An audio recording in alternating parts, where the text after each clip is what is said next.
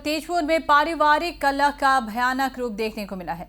पति जयंत सेठिया ने यहां अपनी पत्नी को जिंदा जला दिया। इस दौरान आग बुझाने की कोशिश में महिला का दामाद भी घायल हो गया है। घटना के बाद फौरन नाजुक हालत में मिखाली सेठिया को अस्पताल में भर्ती कराया गया था, लेकिन उसकी जान नहीं बच पाई। अस्पताल में ही महिला ने दम तोड़ दिया। उधर लोगों की शिकायत के आधार पर महिला के पति जयंत सेठिया को पुलिस ने गिरफ्तार किया है। জ্বলাৰ পাছতহে আমি গম পাইছোঁ যে তেখেত জ্বলিল। প্ৰায় মোটামুটি 10:30-11টামান বজাত আমি গম পাওঁ।